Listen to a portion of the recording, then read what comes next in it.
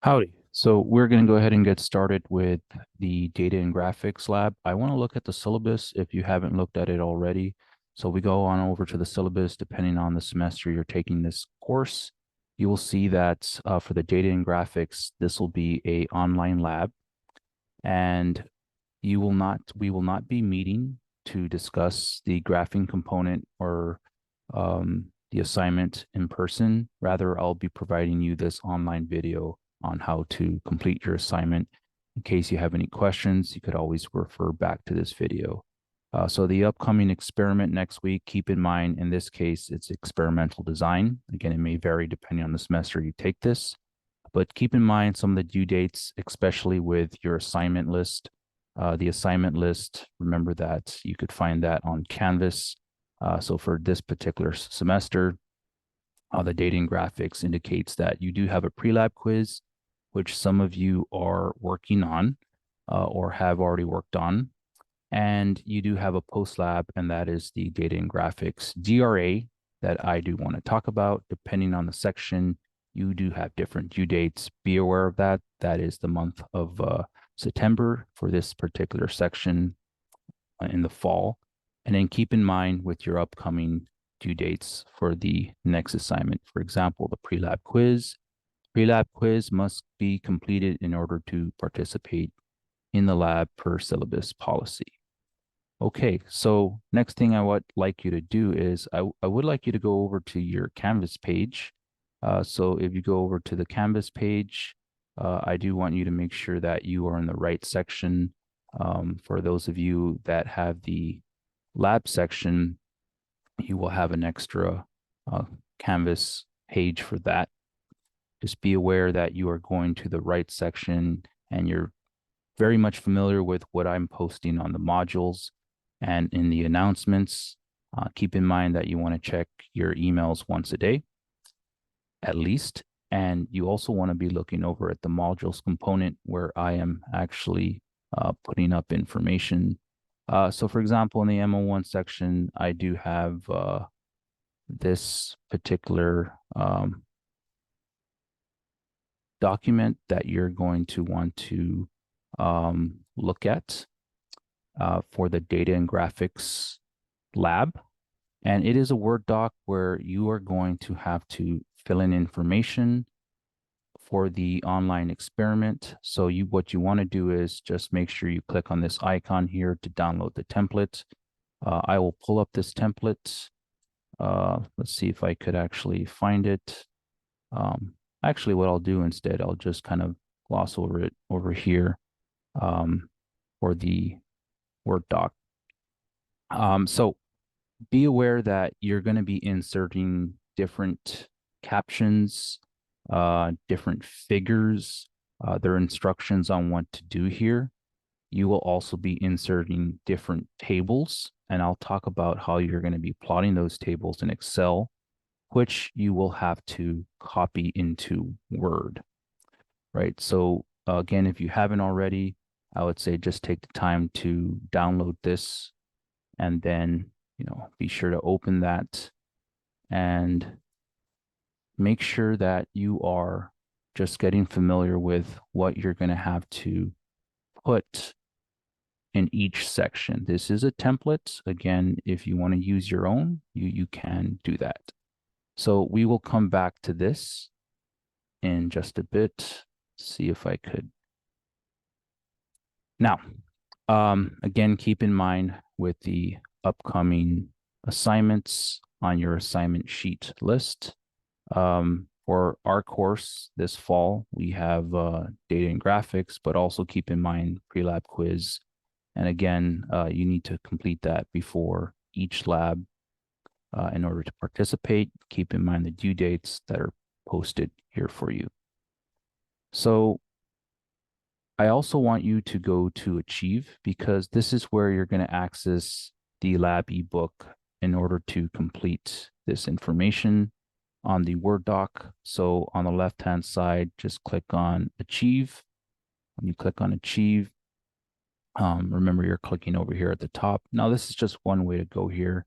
You could also always go directly to the Achieve web page and log in, depending on your preference. So what you should see, in my case, it might be a little different for you. You want to make sure that you are in the course content section.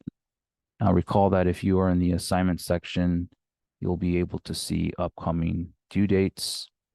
You could also see that with the calendar if you click on there, as we had mentioned during our safety session.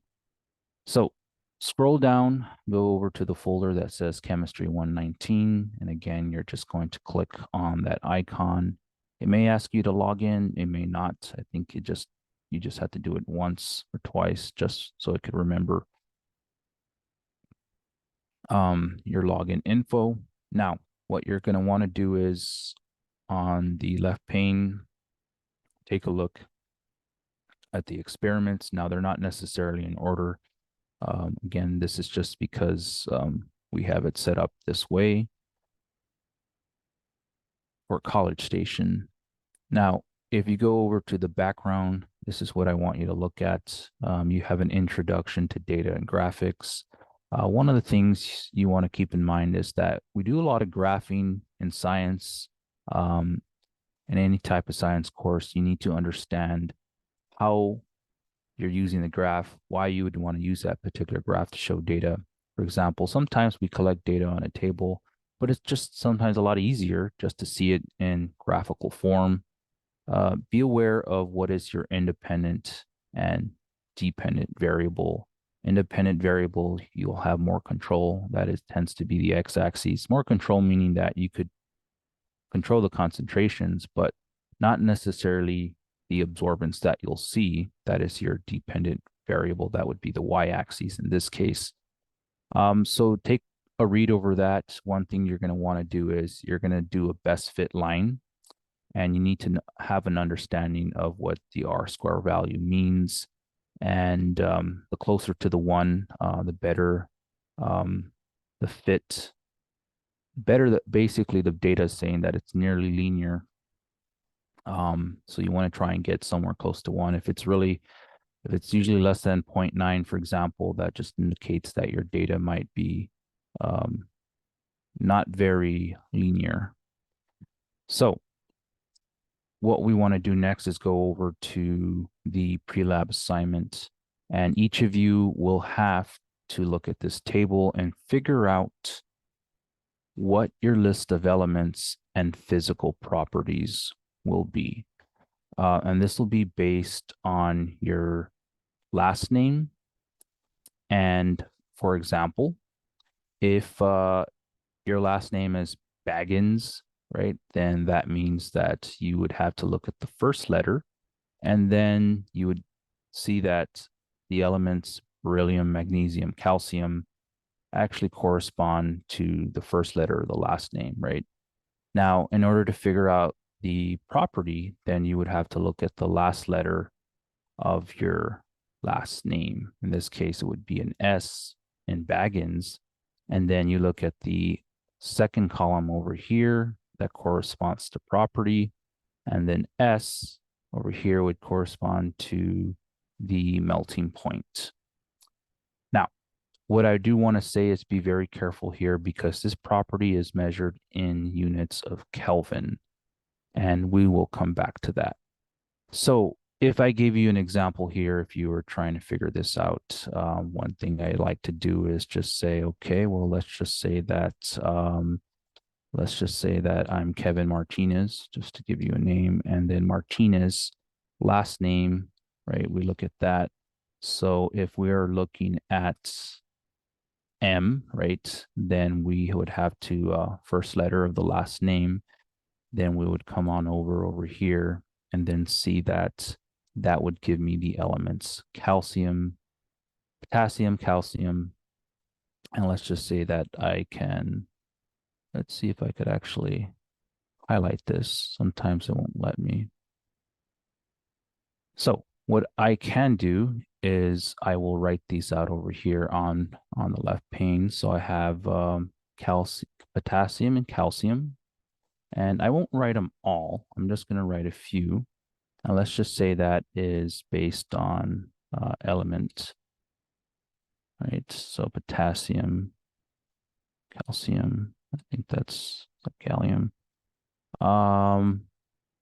Okay, now I won't include the other parts. You could include that.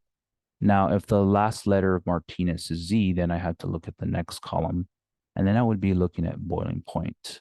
That would be my physical property right there. So I'll just put BP for physical property boiling point. Okay, so that's just to write this down and help me kind of figure out what I do need to do next. Now, I do recommend you do this on an Excel sheet. You'll see why in a bit, because you'll have to be graphing some data. Now, let's go ahead and scroll a little down, and you're gonna see we already did part 1 here. You want to go to part 2, and so for part 2, I want you to go to the P table. You just simply have to click on the link. Get this nice periodic table, and it gives you a lot of different properties, melting, boiling point, or typical physical properties. Then we have some other interesting things. It'd be nice to actually bookmark this because you could always use it for future use. Now, since I am boiling point, I am going to look at boiling point over here. Now, be very careful. You're not looking at this in Celsius. You're actually looking at this in terms of Kelvin. And you might be wondering, where did I get that from? It tells us right here, right? Melting point in Kelvin. I say this now because if you record this in Celsius, then you're going to have a lot of issues when you plot the data. Now, I put this in Kelvin. The nice thing is that it also changes the melting point too. So this is in Kelvin. I am looking at potassium, by the way. So again, you want to make sure you're in the right element. So if I click on potassium, because that's my first element I look at, then I could put somewhere over here in Kelvin. Let's say if I'm going to kind of break this up into 2 screens here. Now, Kelvin for the boiling point here, I'm going to just kind of indicate it for potassium. That would be 1032. I'm going to kind of copy this. Let me just put this over here, and we're going to reorganize this. And then I want to put this in Kelvin, right? Or K if you want to. Okay, so just we don't forget. Now, it's really important that just leave this as a number. Don't put the unit afterwards since we already mentioned it up here. We do the same thing for calcium. And you'll notice that be sure to click on it. So once I click on calcium, you'll see that the boiling point is now 1757. So I'm going to go ahead and put that over here, 1757, enter, and then I'm going to jump to my next element. Notice that I am actually jumping across the transition metals right over here to our post-transition metal gallium. So if I click on here, I do have a boiling point of 2477. Okay, so keep in mind that if you already understand this, you feel free to fast forward ahead. But I am just showing this to avoid any confusion. You'll notice that I'm actually getting elements across the row. I think some of you might get it going down the column, so it just might depend. So that's gallium, and then I know I had germanium and arsenic, and I don't need to put those there for this example because I just kind of want to show what you need to do, but you will need to include every single one that you are assigned to. Okay, one thing I do want to mention, I'm going to create another row, and you're going to see why in a bit. I need to put the atomic number, so I'm going to put that over here. Now, the atomic number for potassium, simply just click on potassium and just remember that it is that whole number here that we usually go with. And then that we usually go with because it's going to be important when we plot, and you'll see why. So we have calcium. So calcium is next. That's 20. And then we just go across the column, and then we go to gallium. And now we have 31. All right, so I have atomic number in one column. I have the element. I have this in Kelvin. So we could rearrange this more than likely. It's going to be a little easier just to kind of arrange the data. So one thing you can do is, let's just say that I put potassium. I think what I wanted to do here is just have it arranged like this as the element. Or better yet, I will do this instead. Let me just create a new column. Okay, so if I create a new column, let's say I do this over here, just giving myself enough space. Then I'm going to copy this.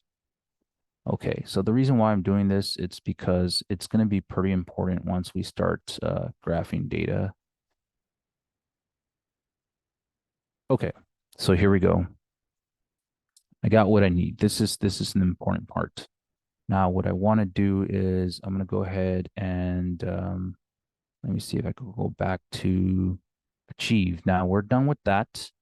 One last thing I need to tell you is that you want to install Microsoft Office, or at least have access to it. Preferably, you want to do this on your computer. A couple of things I want to note. Some of you might have a Mac, some of you might have Microsoft Office, and depending on the version, whether, for example, you're using Windows 10 or 11, there might be some slightly different ways to go about plotting. So I will do my best to address some of the more usual ways to go about it.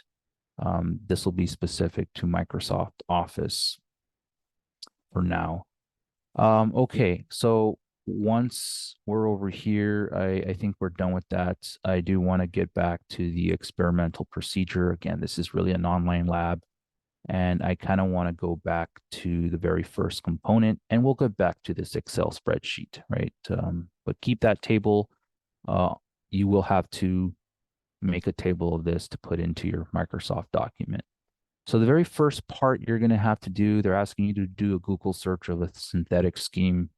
Just do a Google search synthetic scheme. In this case, we're referring to a organic reaction. The first one that pops up here, for example, this is a synthetic scheme. That's what they mean. This is what you would want to include. And when you do this, I will tell you that there is one important thing that you want to include. Let's go back up. I'm going back to my Word document template that you found on the modules page, that you can find on the modules page. So if I insert the figure here, again, paste it as a picture. I don't think I had mentioned that before, but usually paste it as a picture to avoid any formatting issues. Okay, so notice what happened there. So what I'll do is I'll just do undo typing, just make it easier for myself. And here we go. You need to insert a caption. Now, I do get questions on what does that mean by a cap? What do you mean by a caption? They tell you to add a border, a thick border, dark border. You got to do that, but then they tell you to add a caption. A caption is just a description of what is happening. Now, for example, if I'm picking something from this website, ResearchGate, they tell you right here, synthetic scheme. This would be a caption, right? Sometimes do you have to say synthetic scheme for the preparation of 8-bromo, whatnot? Use your own words, right? This is the synthesis, right? That's what I just said right now. This is the synthesis of 8-bromo, etc. Right? So I could always say the synthesis of 8-bromo, right, etc. Don't put etc., but you get the idea. Just say that the idea is to have something to describe it, and we typically put captions just to kind of describe the reaction. You do not need to know what this reaction does, what it is. It's just to give you an idea of how to create captions for a figure.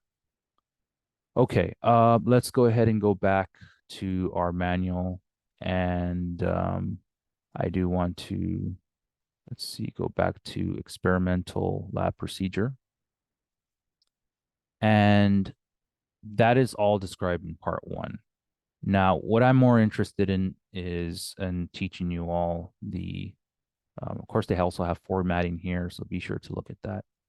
I'm more interested in teaching you the graphing component because that's where I usually get a lot of questions. Now, a couple of things in part two, I'm not going to go through every particular section, but they do tell you to create a table, label your columns, element, atomic number, and property with units. Well, if you followed along earlier, you could see that we've already done that. So right here on the left, the element, atomic number, property in Kelvin. In Kelvin, okay? Be very careful with that because if you put in Celsius from the previous table, if you put in Celsius, your data will come out incorrectly. So once we have that information, I mean, we already did this part for part two. You're just going to have to make it look nice. And they're going to ask that you put this table. Basically, you would just have to kind of copy over here and then go over to your Word document, scroll down to the next section. And here it is, insert your table. I like to copy as a paste as a picture, right? And then make sure you insert caption and citation. So citation includes where did you get this from? Well, it's not like I made up this data. I got that data from the P table, right? So it's simple as copying the source link and putting it back into your Word document.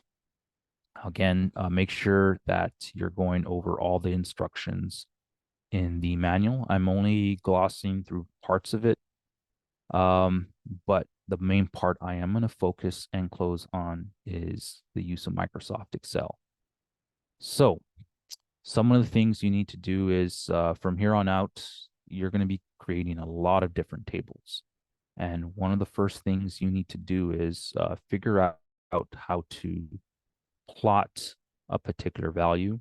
In this case, they're telling you that you want to add different columns over here. So for simple purposes, I'm only going to look at the inverse and the log, okay? And notice that for each one that they're telling you to add, they have different equations associated with. These equations you could enter into your Microsoft Excel. So first, let me go ahead and do that. I'm going to look at inverse and log. So I'm going to add that over here on the left, inverse, and then I'm going to look at log on the right. And then I'm going to clean this up. Let's just say I get rid of this over here. I'm going to get rid of this columns, and you'll notice that a couple of things, you'll see this a little clearly in a bit, that for each function you're given, for example, inverse, that is equal to 1 over C2. Now, a word of caution here. This is just an equation to calculate the inverse of this value, the boiling point in Kelvin, right? So when you enter it like this, if you enter equals, this is how you would do it, 1 over C2, you will see a little blue box that highlights the value, the temperature value, boiling point in Kelvin. Now, if, for example, let me enter here, you're going to get a value, and that gives you the inverse of this value right here. Now, you didn't have to write the equation in that little box. You could have simply clicked on this box, go to the top function box. You always start off with equals, and then 1 over C2. Now, I got this from over on the experimental procedure here on the right, inverse. And I created these columns. I only created 2. There's more that you will have to add, and you will have to use these equations. Click enter, and there you go. Now, what if I started my columns differently, or I had my data shifted over here? If I were to click over here, you'll notice that this value is now D2. I'm going to erase this, and I also see this as a common mistake. I cannot just enter equals 1 over C2. That would be incorrect because I'm no longer taking the log of the value in Kelvin. So be very careful with that. That is just Here we have a different value because we shifted our table. So it might help if you want to move this over, and then you could look at this and then kind of copy that over. But be very aware that always ask yourself, if I'm writing a function here, what is this value? C2, it's some box in the Excel sheet. What is it pointing to? That is extremely important to understand. I'm going to go ahead and let's just leave it like that. I don't think I need to. I'm going to leave it like this. I'm not going to go with the C values over here. I'm just going to kind of do it this way. But if you are learning, it does help to have it shifted to the original position I had it at. So I'm going to put equals 1 over. I'm going to click on this box right here, left click, and it's D3, and then I press enter. Now, I've already filled out one value here. Guess what? I got to do it for my remaining rows. I'm only showing you 2 here, okay? Just the word of caution, you need to add the remaining 2, right? I'm just showing you this for simplification. Now, if you click on this little green dot right over here at the lower right corner, hold it, left click, hold, and let this dark green box cover this entire area. Let go. It self or auto populates for you. A very nice feature in Excel, especially if you have a lot of rows of data. I highly recommend that you do that. Now we're done with the inverse column. Now let's look at the log column. This is log base 10.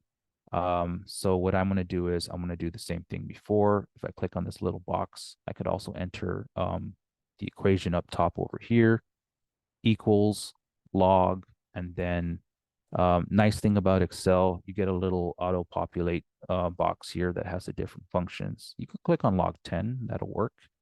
Or what I like to do is click on log 10 like this, and then you might have to do a capital here. And then you can click not on inverse, be very careful here. We're going with the original property value. So it has to be in Kelvin. It's always going to be with respect to our value in Kelvin, right? So if I click on that and then enter, see, we're not taking the log of the inverse. We're taking the log of T, right? In this case, log of T is the temperature in Kelvin. So I'm taking the log of T of this value, right? So if I click on the box here, you'll see this highlighted blue box saying that's the log I'm taking of. Okay, be very careful. Do not do it with this column right here. I do see that mistake happen a lot. Okay, we're done here. Let's scroll down, auto-populate. We're good. Okay, now I'm ready to graph. That's what I really wanted to get to. Couple of things I want to mention is that don't forget about the other rows of columns, elements. Don't forget about the other sources of data here. You want to enter these equations here, here, and here. And then you want to also make sure that you are referencing this property here. Now, again, if it helps, if you want to, have this entire box at the corner, right, or starting over here, that'll help because then you could just use these exact values. But I'm doing it a little different way because I'm kind of used to that. Now, we are ready to plot. Let me go back to the original spreadsheet here. And this is your Excel sheet. It's telling you to insert a table with property and mathematical transformations. I really want to get to this component right here. Insert graph 1 here. And we're going to insert the first one. For example, I'm going to do the inverse. And again, you want to be sure that you're just kind of following the instructions over here. Okay, so let's kind of scroll down just to make sure. So everything you see that I'm scrolling down, I'm going to basically show it to you on screen.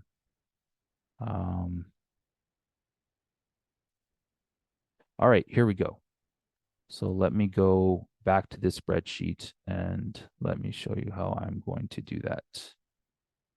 So first thing is first, what you need to do is there's a couple of ways to do this. If, for example, I'm just going to plot 1 over t, right? I'm going to highlight the one column here that represents the atomic number. You should know that by now that will be your independent variable.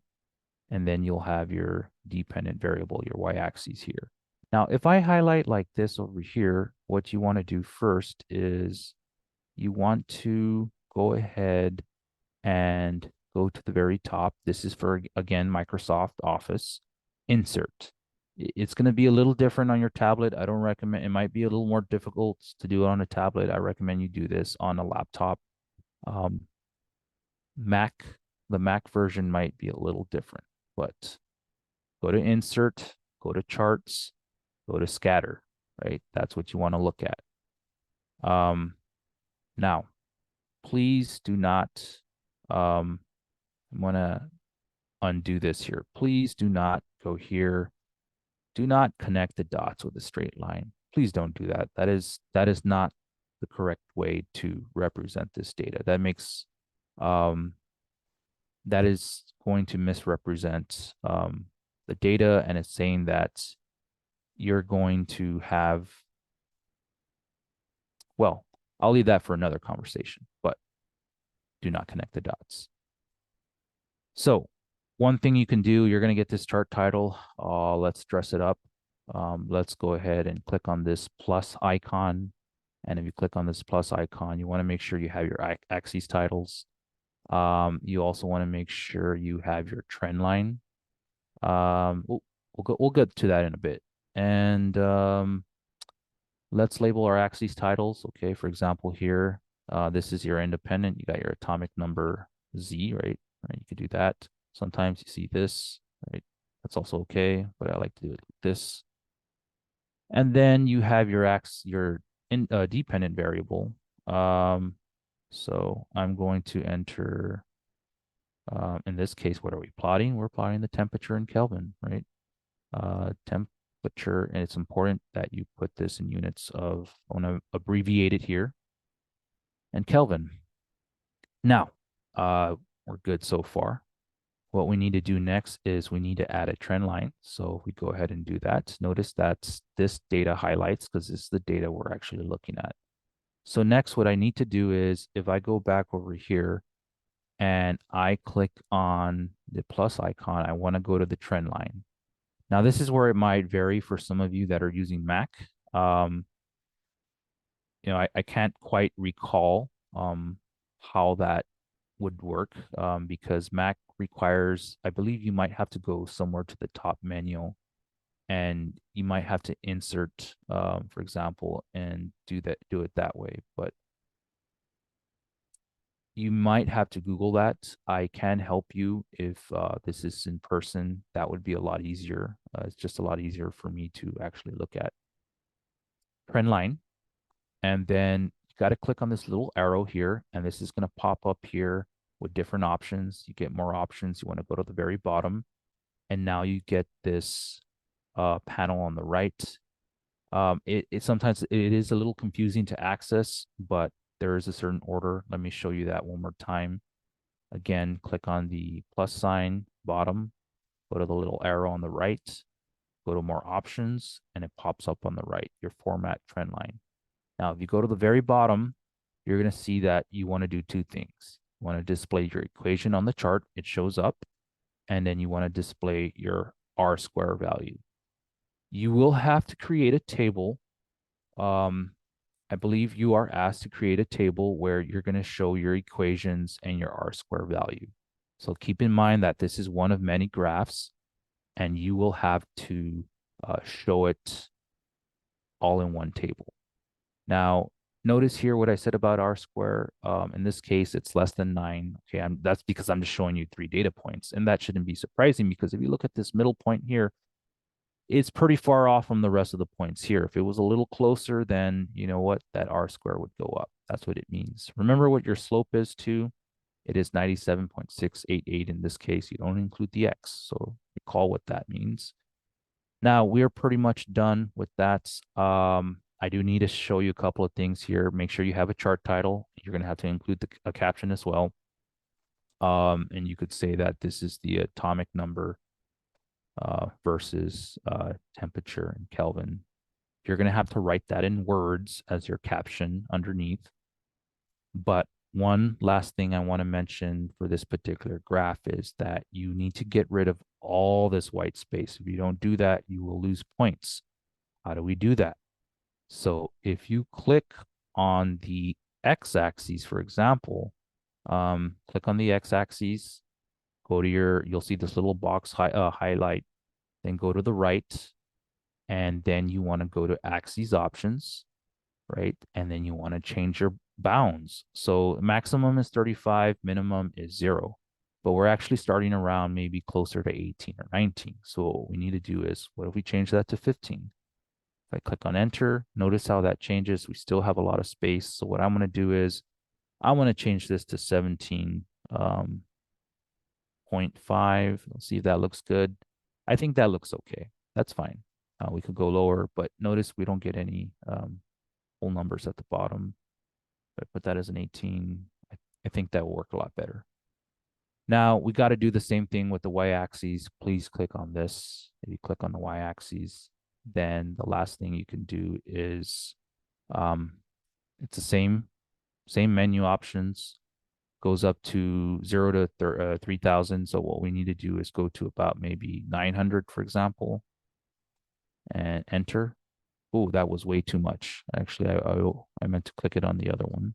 So let me go back here, click on the min. There we go. See, way much better. We're done.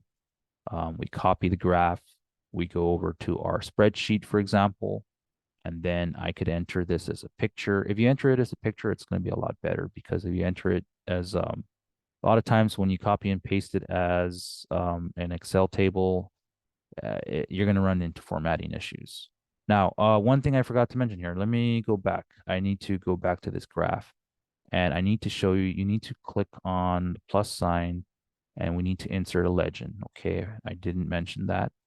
You need to fix this legend, and let's go ahead and click on the box. Let's see, I'm going to click on these two here because I don't really need two of them here, but we only need one. So if I click on this box here, right click, go to select data, and then at the very top it says series 1, and this is the only one we have. Let's click on edit.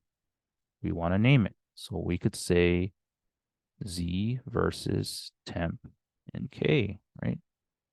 And then we are done. Okay, we get back to this main screen over here, and we got to press OK again. And this is it, right? Now it's okay if you have two here. I think you can delete one of them if you want, but it does help me kind of figure out what's what. If you just have both of them, it's more of a preference. But if you, as long as you have at least one. Now, what we can do is we could kind of change the position of the legend, format legend. You know, we could have it at the top. I prefer something where you're going to get rid of all that empty white space, because see how on the left it's too much space. Put it at the top if you have to. Then we copy again, and then we go back to our worksheet, our Microsoft Word doc, paste, then we're good. That's it. Now, from here on out, you're going to be doing the same thing with individual graphs, atomic versus, for example, I already put one in Kelvin here. You're going to have to do it for inverse. You're going to have to do it for log individually. And then you're going to have one section. Keep in mind that they tell you here, do it for T, 1 over T log T individually, and a combined graph. Okay, a combined graph. This is the part where I really want to explain. This is my last thing I'm going to talk to you about, and that's it. Now, I mentioned this earlier. These are some questions you will have to answer, but I will kind of go back over here and talk to you about how to do that. Now, let's go ahead and show you how to do this with plotting with multiple sets of data. Now, if I were to do this, because you're going to have other columns here, right? But if you're to do this, it's easier just to highlight all the data you need. Just now, what's the difference is that we're not just highlighting one column, one dependent variable, we're highlighting all of them. So if I go back to insert, I go to over here, charts, scatter. Now, this is where it'll get a little confusing because you have a lot of different you have a lot of different points in here. We're going to have to fix this.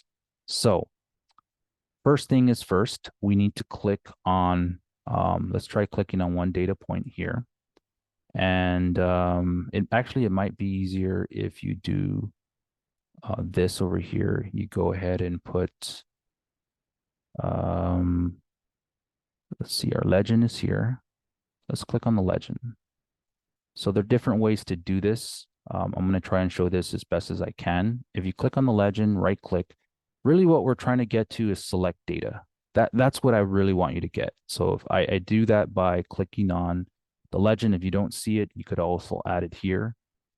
Click on it, left click, right click, select data. This is what I want you to get to. Okay. So the very first thing is we need to plot three different lines. We need to plot one going just the regular temperature, inverse, and then log. So if I'm going to plot, for example, if they're asking me to plot the data in Kelvin, let's click on series 1, right? I'm just going to uncheck series 2 here, and then I'm going to just have series 1 here. So if I edit series 1, I look at the series name, right? I need to name it just like before. I'm going to have atomic. I'm going to just put Z versus K, right? And then I need to select my values. So my X values. So if I click on this up arrow, I now get this reduce box. I have to go over here and I need to highlight my independent variables. So it's incorrectly showing me what a different highlight here. I need to go ahead and just choose my correct data. Once you get those dashed lines kind of circling around here, you're done. So I go back to the right, this little box, and I click on the down arrow. Okay, I have already selected my X values. Try not to get too confused with all these numbers. It's just pointing to the sheet. Next, I look for my Y values.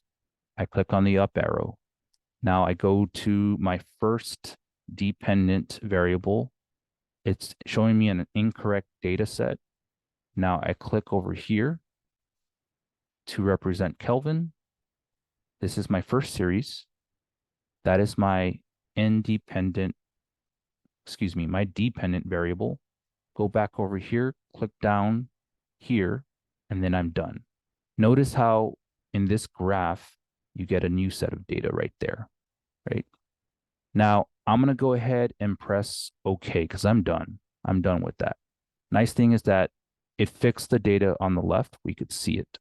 There are different ways to do this, but I'm showing you a little more advanced way that can be very useful later on.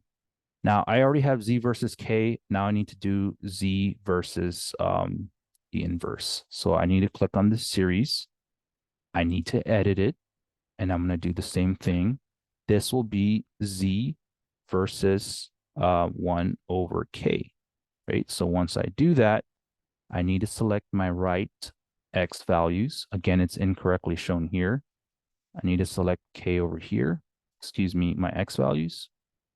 Go back over here. I need to select my Y values. Now I'm not choosing this column. I already picked it. Now I click on my inverse. I go back over here. I'm done. Okay. Now you'll see it kind of flatten out over here. You also see the series names popping over here. That's normal because think about it. Inverse is almost it's 0, right? So you're gonna see it kind of flat out. Get the data points are right at the 0 marker. However, the Kelvin are not. Last one.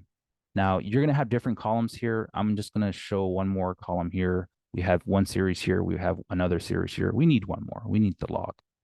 I have to click on add. Once I click on add, let's name my series. It'll be Z versus log, right? Simple as that. Let's select my X value. Again, I'm doing the same thing over here, atomic number. Click the down arrow. I select my Y value. Now, my last data would be here, would be log. Now, remember, you need to add the other column. So you're going to have to do the same thing like I'm showing you here. Highlight the data, go back over here, click down, press OK, and we should be done. Now, notice that they show up over the orange dots. That's okay, right? We're going to fix that. I'm pretty much done here. So I'm going to press OK. I'm going to close out this box. And now what we got to do is let's fix the axes. I'm going to do the same thing as before. I start off somewhere around the Y. Actually, I need to really fix the X axis. So I need to start somewhere around 18. So I press enter. You could see that over here. I want to show you something. So if I were to look, if I can't see these other data points at the bottom, but if I were to change the Y axis, look what happens over here. Let's just say that I change my maximum. Instead of 3,000, I go to about 5. So if I press enter, see how I could see my other data points here. So depending on what you're plotting, you might want to show that. So let me go back to 3,000 over here just to show you the other data points. Okay. Now, here's the last thing. We're going to add trend lines. So when I add a trend line, I got to do it for each one. I got to add it for this one highlighted in blue. I click on trend line. Then I do the same thing I did before, right? I look for the options, go to the back, and then I'm done, right? Put that over here. And then I got to do the same thing for, let's just say that I have, right now it's pointing to log, and I'm going to change my axes just so we could kind of get a little closer. Change that to a 5, right? Click on the, I believe that's log, and then plus sign over here, trend line, go to the little arrow, and then we have display equation, both of them. And we're done with that. And then now I do this for the last one, which is the inverse. Add trend line, little arrow, go to more options. And oops, let's see. I think I might have missed it here. Let me try that again. More options. And I had to look for it. That's why I got to press on this graph icon. And then I'm done, right? So that's for the orange one at the bottom. Now, just keep in mind, depends on how you want to show it. If I go back to my axes options, it'd probably be a good idea to adjust this to maybe -10, right? So I could see it now. But then I had to show the other data set, so I had to go up to 3,000, right? So that's how you want to do it. You will need to clean this up. You also want to show a couple of things here. Your axes titles, chart title, excuse me.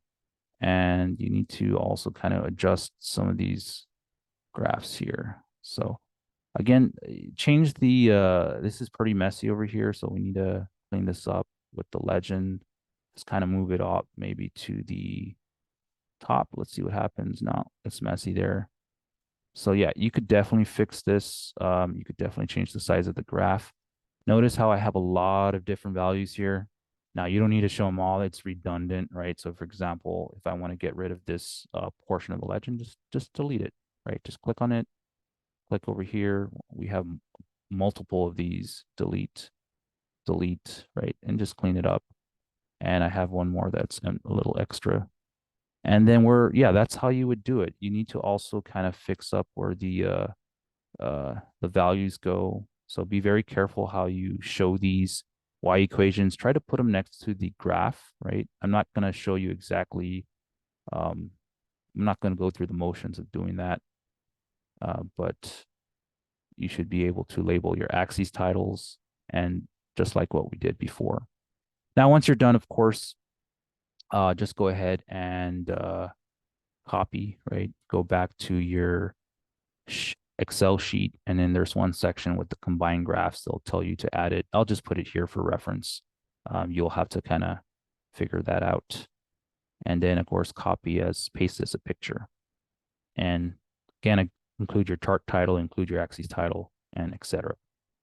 So that's how you do that. I am concluding my Excel presentation here with how to do that. And I will go ahead, one last thing, when you are done entering all your information on your Word doc, you want to save it as a PDF file, right? So if I save it as a PDF file, for example, let's just say that I saved it to my desktop.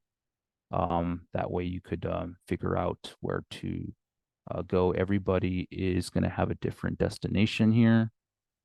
So just save it on your desktop if that helps, and then you could save it there because you're going to have to upload this assignment to Gradescope. And that is the last thing I want to talk about briefly.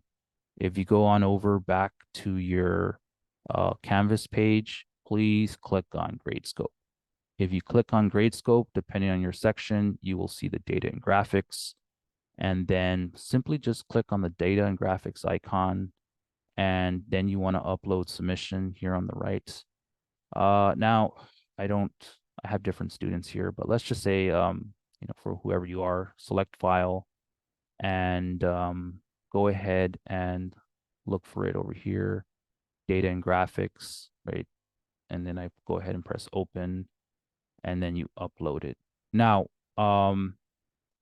one thing I will tell you, this is really important. When you do upload, they're going to ask you a couple of things. Let's say if I don't have a test student here.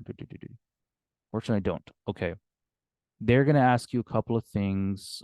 This is going to take some practice, but what you should do is, let's just say I pick on someone over here, and let's just say that I upload. What they're going to ask you here is you have a different sections here, page 1, page 2, page 3, page 4, 5, and 6. If, for example, you click on page 1 here, it's automatically picking this one page. So you want to make sure that you're pointing your submission. For example, this is number 1 over here. It's pointing to figure 1. So I click on that, check. Then page 2, tables. For example, if I have a table on the second page, I click on this icon here, page 2. Then I click on the second page, check. And then I keep going on. Questions are at the very end. So if I click on questions, for example, then I would say, okay, I think they assigned this as page 2, but you're going to have to kind of, anyway, let's say I click on this for page 6, right? I could always unclick it here if I make a mistake. For example, if I include this here, notice how it says page 2, but my questions are on page 6. So I just ignore this right there, right? And then if I have a graph on page 3, then say I click on that, I left click over here, and it shows up. So if I click over here for page 3, it shows that I have it on page 3. And then you click submit. That's how you would need to do that. So this is basically assigning the questions that your questions on your unique uploaded Word document to a particular section on Gradescope, which I will grade. Please do this correctly. If it's not done correctly, I will ask you to resubmit. Provided that it is the same, there is a point deduction for that. So you submit. I'm not going to do that here. So I'm going to go ahead and close this. Please keep in mind your upcoming assignments. If you have any questions, feel free to reach out to me, and I'll do my best to answer those questions. So again, you only have to submit your data and graphics to Gradescope, not to Achieve, to Gradescope.